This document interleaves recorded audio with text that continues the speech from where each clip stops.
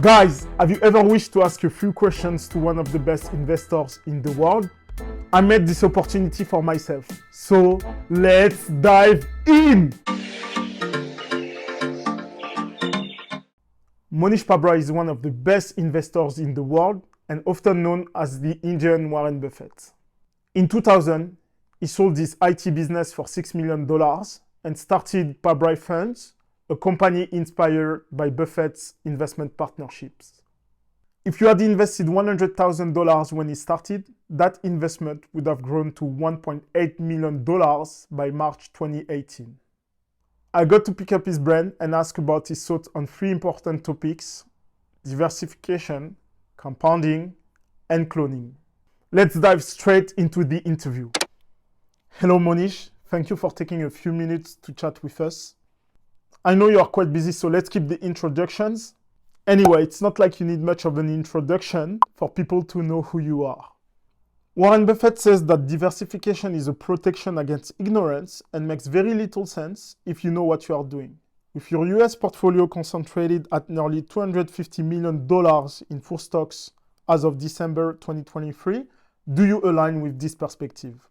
If you were, going to look at a portfolio of stocks, I think once you get past about 10 stocks in a portfolio, there are diminishing returns. You're probably going to hurt yourself more than you're going to help yourself when you buy the 11th business, because the 11th business will not be as well understood by you as the number two business in that portfolio. And when you go from 10 stocks to 50 stocks, for example, you don't gain that much with the diversification. So what I have always tried to do in my funds is basically I set an upper limit from a cost point of view of 10% in a single position. But I don't trim the position if it grows. So like, for example, when we were buying the REIT in Turkey, we put the 8 million or whatever in, and that becomes 150 million or something. It hasn't been trimmed, because even if it's valued by the market at 150 million, it's actually worth about 450 million based on the current liquidation value of the business. And if I look at intrinsic value, which would be even higher than liquidation value, would be even higher than that. So in one of my funds, for example, because of this, the Turkish bets, we've had 3 Turkish bets, they probably make up like 65, 70% of the pie. But we own the dominant Coke bottler in Turkey, and they bottle Coke in about 12 different countries. If you own a Coke bottler or a Pepsi bottler in most geographies around the world, it's a license to print money. It's highly unlikely you would not do well with that. And we own an airport operator in Turkey. They operate about like 15 different airports, and that's another monopoly type business that's extremely well.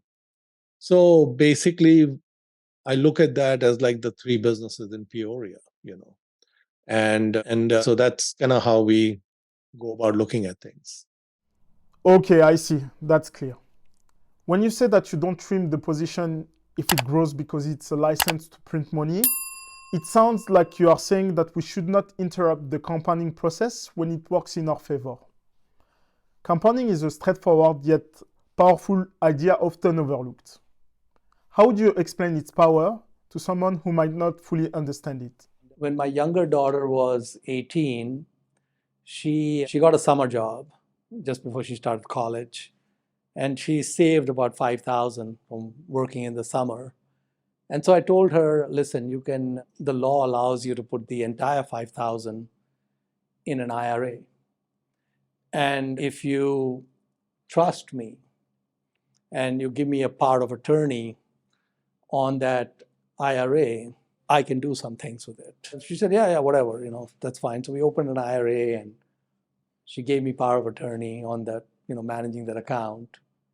And I told her, listen, because you're so young, we can concentrate very intensely. I could put it in one stock, for example. And she went to school at NYU, so I used to pick her up like in California, like 1 or 2 in the morning, and usually driving home 40 miles from LAX. So I said, okay, this is a good time to teach her lessons on compounding, And so I said, that 5,000 that you gave me, if we get like a 15% return on that, which is higher than the index, but let's just bear with me for a second. Rule of 72, I told her you would double every 5 years, and you're 18. So I said that, what would that money be at the age of 68? And I pull all these numbers out to make all the math easy for me. So from 68, from 18 is 50 years. Lo and behold, it's 10 doubles. Lo and behold, we know 10 doubles is 1,000. And so you start with 5,000 and you're at 5 million at 68. So suddenly she's wide awake. She says, whoa, how did that happen? Okay. Like what I did, repeat everything again. So I repeated everything again for her, right? And so I said, but you're going to be 19 and you're going to have another summer job. And we hope you'll also save some money and we'll put it in that IRA again. And at 69, there'll be another 5 million. And now you're at 10 million. And I said, at some point, you're going to graduate, get off my payroll. That might happen when you're like 22 or something, and you might save like 10,000 in a year, not 5,000. And maybe at some point you're saving like 20,000. And so I asked her, I said, when you're like 70, how much money are you going to have? And she said, my head is about to explode. She said, it's too big a number. So the janitor at the 4 million, we shouldn't be surprised. This story packs a punch in explaining the concept. What factors should we consider if we want our money to grow through compounding? So basically with compounding, there are 3 variables that come in, right? So there are really 3 numbers that matter. It's the starting amount. We saw the starting amount with the Indians and with Queen Isabella and so on. It's the length of the runway, right? And it's the rate of return. And these 3 are interchangeable.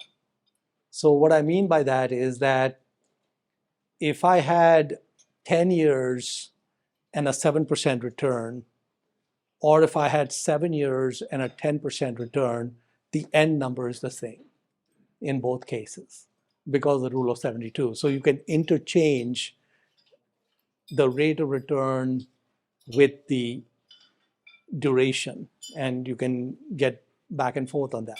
So basically, if you have a very long runway, like Isabella or the Indians and so on, then obviously very small amounts to start with, and even relatively small rates of return ends up with a large number. But if you take a normal human lifetime, our lifetimes, we start at, let's say, 18 or 20 or 22, and we go till 80 or 90 or 100, you get a 60 to 80 year runway. That's a good size, because if you take the S&P, which has done about 9% a year for the last 100 years, basically 72 divided by 9 is 8, right? So if we're in the S&P, we are doubling every 8 years, right? And what that means is that if you have a 60-year runway, then it's like 7.5 doubles. It's all about the number of doubles. That's all that matters here. Thanks for clearing that up, Monish. My final question is about cloning. People have different opinions on it. I'm personally cloning some of your interviews to come up with this interview. What's your take on cloning? And do you recommend incorporating it in our investment approach? I'm the shameless cloner, and I have still not figured out. So I know that humans for whatever reason, have an aversion to cloning. They consider it beneath them. They think it's like cheating or whatever, right? I really don't know why there is a human aversion to cloning. What I do know is it definitely exists because a lot of people will look at something that somebody else is doing and they'll decide, oh, that's a good idea, but it's already been done. So there's no point me trying to copy it, or it won't work, whatever. They don't copy it. A really good example of that is, when I first ran into Chipotle, the restaurant we all love. So when I first ran into Chipotle, I loved it. It was great. I'm talking like about 20 years ago. And I used to go every day and have my lunch at Chipotle because I just creature of habits, keep it simple. And Chipotle had a particular innovation in the way Mexican food was being served, which is that they allowed extreme customization.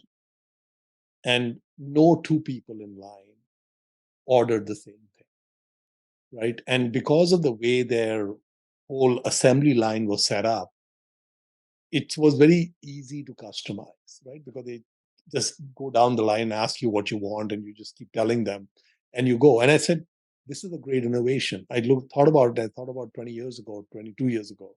I said, this is a fantastic innovation. Then I would go to Baja Fresh, okay? And they just give you some standard burrito or standard taco. You can tell them, oh, change this, add that, but it's not a seamless experience. And Baja Fresh has not scaled. And what I couldn't figure out is I saw when there was Baja Fresh and I saw when there was Chipotle. And if I was the CEO of Baja Fresh, what I would have done is I would have just completely cloned Chipotle. I'd make everything the same, exactly the way Chipotle did. And there's room for more than one. Okay, there's not room for just one. And now, we have some other restaurants like Kava, etc., that have come up with the same concept with different kinds of food, right? But there could have been more of the same. Nobody really cloned McDonald's fries. Like, why are you not cloning those fries? Those fries are great. Okay, it's not rocket science. Let's clone it. Nobody cloned the Egg McMuffin. Why are you not cloning the Egg McMuffin? It's great. Okay, just because you didn't invent it doesn't mean you can't clone it. Okay, and so I find continuously when I look around, that there are so many opportunities, but for doing what has already been done. There's no need to make any changes to what has already been done because there's room for 2 or 3 players or 4 players easily in what has already been done. But nobody does that. And that's just the way the world works. So embracing a mental model like cloning. So when I realized that humans have some weird aversion to cloning, what I said is, okay, Monish, if you become the shameless clone, right off the bat, you will have an advantage. Okay. And that advantage, because other people are not willing to do that, is going to give you a huge leg up. Those were massive practical tips from Monish Pabrai. Before we wrap up, let's go over the key insights from this interview. Once you go beyond 10 stocks in your portfolio, the returns start diminishing. Compounding is the magic ingredient that can boost your investment portfolio. Cloning the best gives you an advantage. If you want to learn how to clone portfolios of investors like Monish Pabrai and Warren Buffett, check out the video in the description where I explain the entire process.